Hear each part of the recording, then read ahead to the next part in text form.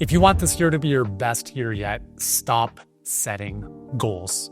And in this video, I'm going to share with you exactly why that's the case, how to actually make this year your best year yet, and what most people are not telling you when it comes to achieving great things in life and your business. My name is Uriel Kim. I'm a New York Times bestselling author, CEO of Healthpreneur, and for the past 20 years, I've been building 7- and 8-figure businesses online in the health space, and I've helped thousands of others do the same. Sadly, though, I've also seen many other people set big intentions and goals only to end up right back where they were a few weeks later. And so today I'm going to share with you the one big shift that you have to really think about and identify in order to achieve the new levels of growth and success that you want, not just in your business, but for you personally as well. The first thing to understand is that goals fail because the person setting them hasn't changed. It's kind of like, you're driving a car and you're changing the destination on the GPS, but you haven't really upgraded the vehicle. And so as we move into the new year, I want you to really think about not so much about like setting goals and what you're going to do differently, and why this year is going to be the different, than last year. It's really about identifying who you are being right now, looking back at who you've been up until this point and recognizing that the results that you have in your life right now is a reflection of who you have been. And again, I'm sharing this with no blame or anything. It's just reality, right? Where you are right now is exactly where you're meant to be. And just having a certain amount of grace with that is awesome because it couldn't have been any different. And maybe this video is one of the pieces of the puzzle that are going to help you make forward progress in the direction that you want. But part of that is, and a very important piece of it is really identifying, it's not about the doingness. The doing is important. The actions and behaviors are very important. But as a starting point, we have to really identify that it's us, the be before the do and then the have, right? Be, do, have. It's not do and then have. It's not have, do, and be. It's not when I have a lot of money, I will be happy. It's not when I have this thing, I will become this person. It's actually the complete opposite. And that's the big idea that I want you to get from this video today is you become a new version of you and everything you want in your life follows suit from that. Actually, at our retreat at Kazayuri a couple weeks ago, we talked about this and that like who you are at your core leads to certain emotions and feelings on a regular basis. And those emotions and feelings lead to your vibration, which sounds a little bit woo, and it leads to your behavior. Your vibration is what kind of magically attracts things into your life, and it just seems like serendipitous, but also your behavior is a reflection of those emotions. So when I talk about becoming a version of you that you may not have been up until this point, part of that is emotional regulation, is looking at how am I showing up in my business? How am I regulating my emotions? Am I running my business like a young toddler who's having a little bit of an emotional roller coaster too frequently? And if so, that's totally normal, right? I was in that position 20 years ago when I was getting things going. But if you're a little bit further along in business, you've probably learned how to modulate the amplitude of those ups and downs. So you've become more emotionally stable as a business owner. So you don't have these huge peaks and troughs. You're like, you know what? It's all good. It's just another Thursday. And you're able to move through the flow of business with a lot more emotional regulation, neutrality, if you will. And I'm not saying becoming emotionless because we all have emotions, but it's about reframing the meaning we give to certain situations. So when I talk about being the type of person you need to become in order to have the results, part of that first step is really, how does the version of me in the future who has the results that I want, what does that version of me look like, behave like, etc.? If you're not sure, model someone you look up to. And to the best of your knowledge, ask yourself, how does this person show up? How do they deal with ups and downs? And maybe model that type of behavior starting now. Because when you do that, and everything is not the end of the world or not like a New Year's Eve celebration every day if you have a good day in terms of sales or enrollments, but everything is just great no matter what. When that happens, you maintain a much more attractive vibration, right? People just feel like you have your shit together. Then your behavior on a regular basis is more consistent because you're not feeling anxious, depressed, fearful, scarce. You're coming from a place of abundance, gratitude. Everything is working out for you. And when you have that just default state, that baseline state of emotion, you naturally just do what you need to do to move things forward. When I was starting my business in my first couple of years, I was, under poverty line income. I'd have days where I didn't want to get out of bed, right? You can't run a business like that, right? You can't just hide under the covers. That's an emotional baby type of response to challenges, right? Now, it's okay if we all go through that, but I'm sharing, if you want to get to the next level, it's not about saying, I'm going to be that person and just write down a bunch of goals, because that's never going to happen. Like, you're never going to get where you want to go by being that version of you that has gotten you to where you are now. What got you out of Egypt will not get you to the promised land. What got you here is not going to get you there. So we can acknowledge where we are and say, listen, I am where I am, and that's great. Whatever great is. Maybe it's not so great. But recognize that like everything you've done up until this point has gotten you to where you are. If you want different results, well, you have to be a different person in some way, shape, or form. And that's going to lead to doing different things that will eventually create different results. Does that make sense? So the second thing along these lines is recognizing that new results require higher standards, not better goals. There's a lot of different sayings on this. Like we don't rise to the level of our goals. We fall to the level of our standards or fall to the level of our systems. Like change the words around, doesn't matter. Like the idea here is that you get exactly what you tolerate in life. So if you use words like, it's fine, it's okay, it's not that big of a deal, I want to encourage you to revisit those words, because those phrases and those words tell me what you tolerate or what your standard is in how you operate. And I look at these small nuances in a lot of different conversations. So in our team, for instance, if someone, is dealing with a specific situation with a team member or a client or whatever it might be, and they say like, it's not a big deal. I'm like, no. It is a big deal. But the problem is that your standard is here, mine is up here. So for me, it's a big deal, but for you, it's not. And this is the difference. This is why as high performers and high achieving successful business owners, you have to raise and maintain the standards for what you are willing to tolerate in your life. Because as soon as you raise the standards, naturally everything else flows from that. So it's not saying like, I will work out 5 days a week. It's just raising the standard of what you deem as acceptable or not acceptable for yourself in terms of your physical fitness, your appearance, as an example. So you can write down all the goals you want. I'm going to go to the gym every day. I'm going to do all these sit-ups and I'm going to run 5 kilometers every minute. You can do all of that as much as you want. But if you don't inherently change your thermostat, which is your standard, then you will struggle with goals.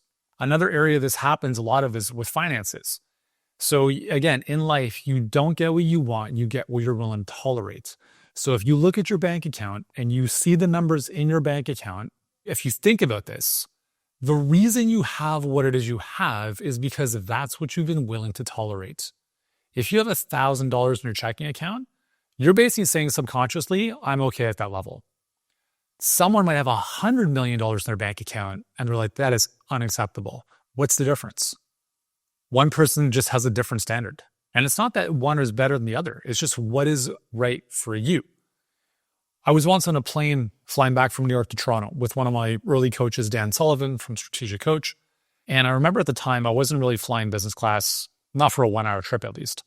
And I asked him, I'm like, because I saw him at the gate and I said, hey, like you fly business class for like a 45-minute flight? He's like, yeah.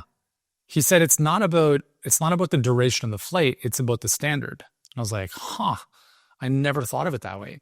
For him, it was inconceivable to sit anywhere else on the plane other than the front. That's just the standard by which he lived. He also has these beautiful sayings and standards in his personal life where he's like, he doesn't do anything at home that he wouldn't do at the Four Seasons Hotel. He doesn't do dishes. He doesn't prepare his food. He doesn't clean. Now, he's an older gentleman in his 70s now, right?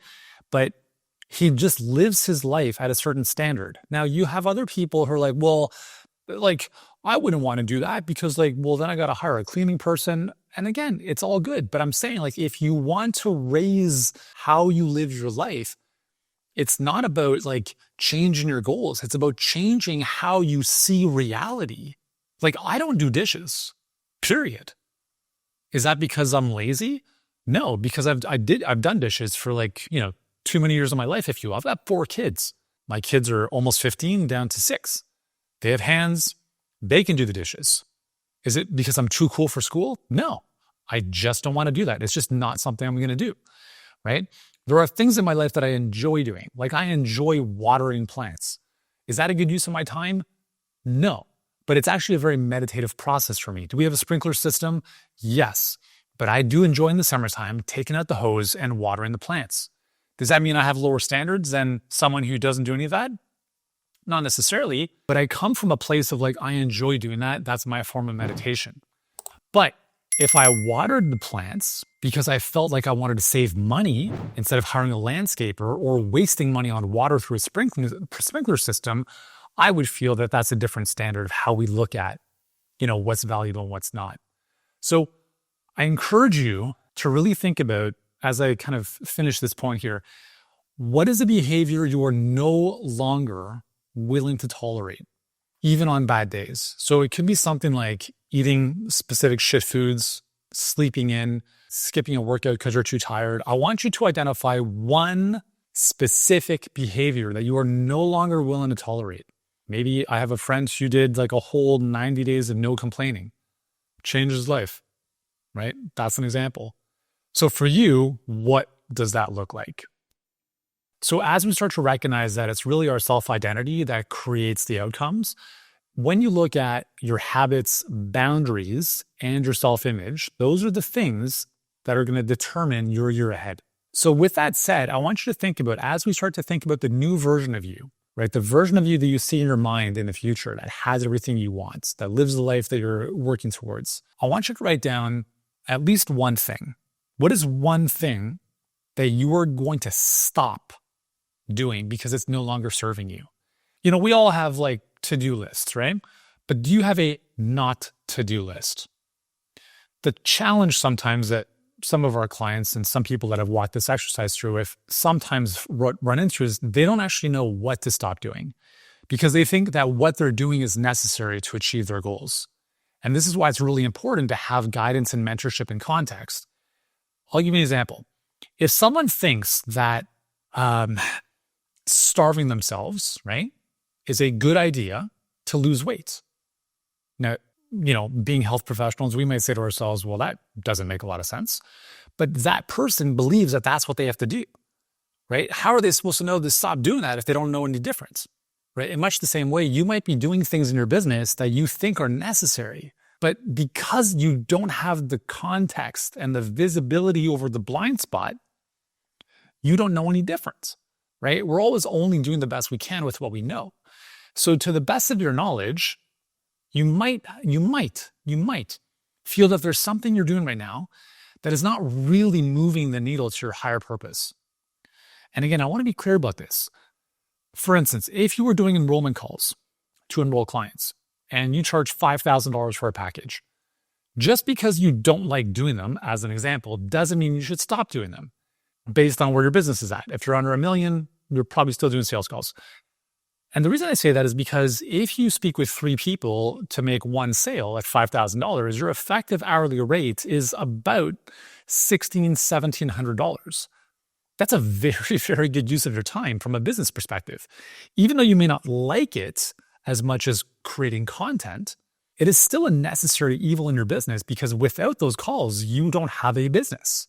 By contrast, if you spend a lot of time in Canva, fiddling around with like a logo, as an example, I would argue that that is a very stupid use of time. I'm not saying you're stupid. I'm just saying that is a stupid use of time in general because no one cares about your logo.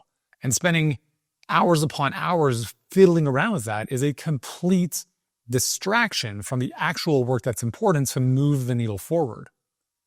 When you think of the most successful people that you look up to, whoever they might be, there's probably one thing they all have in common that you're maybe not aware of. And it's this amazing ability to sell. They sell their ideas, they sell themselves, they're selling something, right? They're putting themselves out there all the time. What they're not doing is fiddling behind the scenes with things that don't move the needle. They probably don't live in spreadsheets playing it safe. They're out there, they're putting themselves out there for rejection, for ridicule.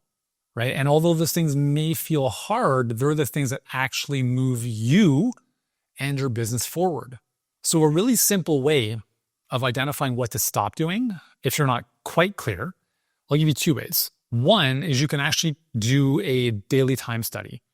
So a time study is something we have all of our team members do at the minimum probably once a year, or especially when someone's like, man, I feel overwhelmed. I have so much on my plate. I'm like, cool, show me a time study and then let's talk. 15-minute increments, 24 hours, right? So let's say you go to bed 10 a.m., go to bed at 10 p.m., you wake up at 5 a.m. So that's going to be sleep. Okay, 5 a.m. to 5:15. What do? Go to the bathroom, do my business, brush my teeth. Okay, 5:15 to 5:30. Walk downstairs, get some water, whatever it is. Like every 15-minute increments. And you're going to do that for an entire 7 days at a minimum, right? 7 to 14 days. It's super painful to do this, but it's massively illuminating because you're going to look at this and you're going to start to recognize, wow, I'm spending a lot of time doing this, a lot of time doing that. Wow, I'm doing like 20 hours of yoga a week. No wonder my business is like going nowhere. Or I'm doing 25 hours of sales calls a week. Man, no wonder I've got a crushing business. Hey, we'll get back to the video in just a moment, but if you're enjoying this content, hit that subscribe button below. It will help me sleep a lot better at night. But more importantly for you, it'll help you build your dream a lot faster. So go ahead, subscribe, and we'll get back to the show. So you'll start to recognize patterns. So in those patterns, in those different activities, you're going to start to identify certain things that move the needle, certain things that don't. And one of the things that I want you to think about, this is the second point here, is when you look at the tasks or the to-dos or the actions you're doing, I want you to ask yourself, how comfortable is it for me to do this thing? I'll give you an example. So shooting a video like this for me is it's very comfortable. It's very easy for me to do this. It's also something that has a tremendous amount of leverage because this will live on YouTube forever. Okay. Also, sitting in Canva and designing something is very comfortable for me to do. There's no repercussions. There's no rejection. I'm just spending time in there, but I'm doing something that's not really moving the needle to the same degree that this is. Again, how do you know which is which? Well, again, like experience, guidance certainly helps. But one of the things that I want you to, if that's not as easy to kind of wrap your head around, look at the things that are making you uncomfortable. And the things that are making you uncomfortable are probably the things that you want to do more of. Like having hard conversations, getting on more sales calls, doing Instagram lives. Like those are the things that are generally more uncomfortable are usually the things where we put ourselves out there to deal with potential rejection. However, those are also the things that have the biggest needle moving power in your business typically. Okay. But again, I'm not saying that like writing a book at 5 a.m. is not a good use of your time. Right. But I'm saying if you spend all of your time writing a book, don't be surprised if your business goes down this way. Okay. Because you have to put yourself out into the world. So again, to the best of your ability, to the best of your knowledge, there might be one thing that comes top of mind for you, even before you do a time study. That's something that's like, yeah, man, I'm wasting way too much time on this thing. Maybe just commit to stop doing that. Right. Just get it off your calendar altogether. Okay, fourth thing here is that identity creates consistency more than motivation ever will. I've talked about this before. If you are looking for accountability and motivation from somebody else, you've already lost the game. You need to find a way to change how you identify yourself and see what it is you're doing in the world. So when we talk about motivation, there's push motivation and there's pull motivation. Push motivation is like me working with a client. If I was a trainer, like way back in the day, like, come on, like you can do 2 more. Let's go. Push. Come into the gym. Let's get the workout in. That's push motivation. It's very temporary and it's external, right? It's external. Pull motivation comes from your soul. That's that like, man, this is why I'm on this planet. And it comes down to your reasons why. So part of this process that I would encourage you to go through as you're watching this video and thereafter is get very clear about what your vision is. What is your vision this time next year? How will you know that this year's been a massive success? Get clear on what that looks like. There's 2 questions you have to answer. What do I want and why do I want it? Period. The how, that'll take care of itself. Too many people get lost in the how. They get lost in the weeds. And they get lost in the weeds because they forget to step back out and look at why they started in the first place. Jim Rohn famously says, reasons come first. And you've probably also heard the saying, like, when the going gets tough or when you feel like quitting, remember why you started. So when you're in the weeds and you're digging through the shit and you're like, why am I even doing this? You have to connect to why you're doing this. You have to get like that 30,000 foot perspective. And this is what I'm encouraging you to do right here. What do you want this year? Okay, write down a whole list of everything you want. What do you want to have? What do you want to experience? What do you want to do? List all that out. And then on the second side of the paper, why? Why do you want that stuff? Okay, and like, I don't care what it is. Maybe it's just like, I want to look cool. I want to feel better in my skin. I want to have more money so I can sleep at night. Like whatever it is, like for you, you have to write down those reasons why. Because reasons are going to give you that pull energy. So when I hear someone, and I hear a lot of this, because again, like, I help our clients with their sales calls and we review their calls. There's so many people that we see coming through like, yeah, I've been suffering this issue for 10 years. I know what to do. I just don't have the motivation to do it. I'm like, well, what are we talking about? You don't have the motivation to do it because it's not that big of a problem for you. You think that it's not that big of a deal. It's a fucking disaster because you settled, Mr. or Mrs. Prospect. You settled in life. You think that having this health issue is normal. It might be normal, but it's not natural. But you've simply lowered your thermostat, your standard so low to feel okay in your own skin, as an example. And we all do this, right? We normalize pain, that we lower our standard so we can actually get through the day. Because if we constantly were realizing like this is our standard and we're down here, this would cause massive amounts of cognitive dissonance and pain. We wouldn't even be able to get through the day. So what do? We lower our standards to be like, it's not that big of a deal. And then we don't do anything. And then we don't do anything because we don't have that much of a gap, right? There's no pull energy. So then when we talk to someone like an expert like you, they're like, I need more motivation. I need accountability. Maybe, but I can't bring you on if you can't kind of find that internal fire within you, because I'm not responsible for you. You're responsible for you. And if you don't have enough will, desire, internal drive, and accountability to do this, I mean, how do I know you're going to do well?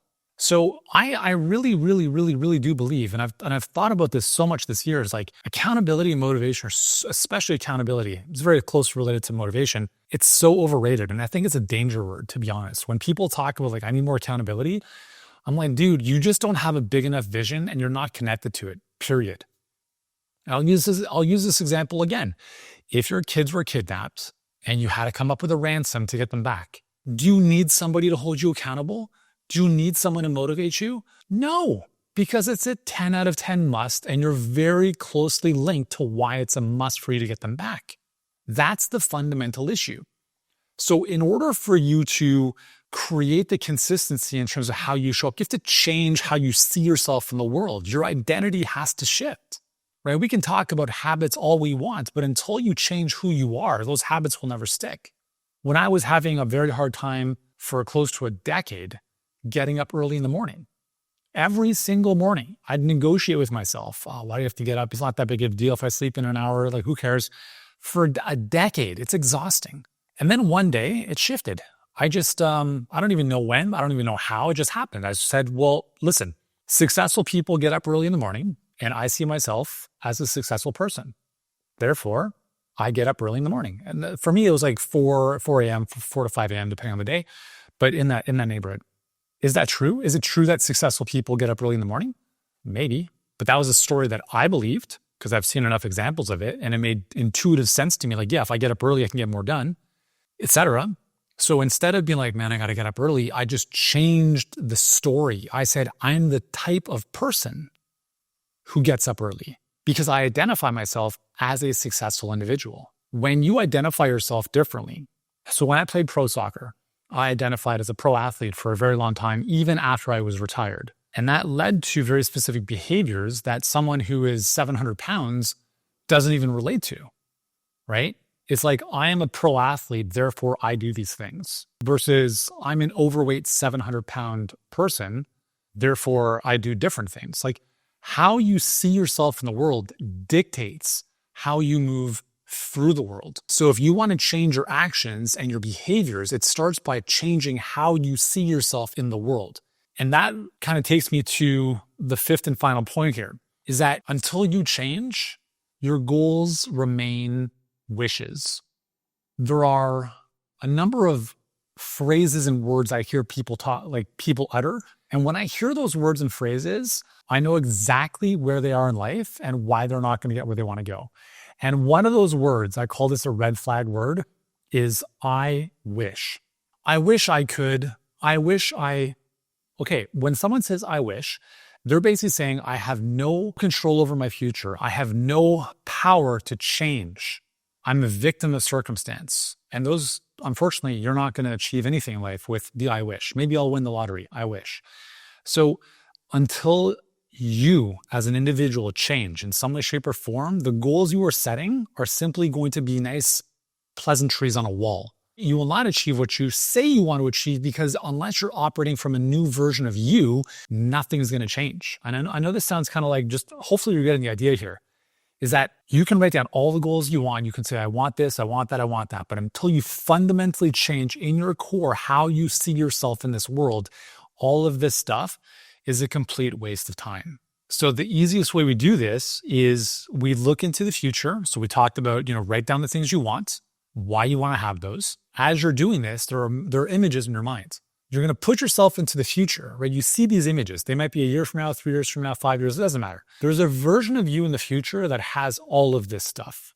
And you can see that version of you, whether it's the body you want, the business you want. And you look at that version of you, and you have to really get associated to who that version is, that version 2.0, 10.0, whatever you want to call it. And then you look at that, and you pull that version of you back into the present. And you ask yourself, what does that version of me here do today? Do they sleep in? Do they skip the workout? Do they say, maybe I'll do this later? No, because you can't behave like this and achieve those results. And a lot of this is make-believe, right? Sometimes you don't know exactly what that version of you has to do or who that is. But to the best, I think most of us intuitively know there are certain things that we need to do differently that we would be doing differently at a higher level. And again, if you don't know what that is, model someone who's already there and ask yourself, what would they do in this situation? And that's where you live today. In order for you to get the goals you want in the future, you have to live in that version of the future now as the person, the standards, the beliefs, the things you're no longer willing to tolerate. Okay? So I want you to think about, what does the 2.0 version of me look like? What is that version of me doing? How am I being? How am I showing up? And then you just start doing that and being that today. When you come from this place of being, first and foremost, the version of yourself in the future today, then naturally what happens is it drags everything else forward because you're already being the person. That beingness does different things. And the doing of those different things creates different results. And then when you look back a year from now, you're like, shit, I'm here. And then we go on to the next level. And that's how this game is played. But too many people are struggling year after year, year after year, year after year, because they're doing the same damn thing. January 1st comes around, I'm going to set some New Year's resolutions. By February, they're already forgotten and they're still right back in the way they were before. And they don't even realize this. They make slow decisions. They don't change who they are. They think that everyone else is doing stuff to them. They don't take ownership of their life and they keep repeating the same pattern over and over and over again. And I want this video to be a mirror to you, to help you recognize that you are not where you want to be for one reason and one reason only. Okay? And I think you know what that is. And if you don't, then watch this video again. But the cool thing is that when you recognize that you and you alone have the power to change, anything is possible. And all it starts with is a decision to be a bigger, better, bolder version of you, the version of you that you know exists in the future, and you start being that version today. When that starts, everything else takes care of itself. So if you've enjoyed this video, hit that subscribe button. I've got hundreds of other videos to help you crush it in business and life, and I'll see you in the next one.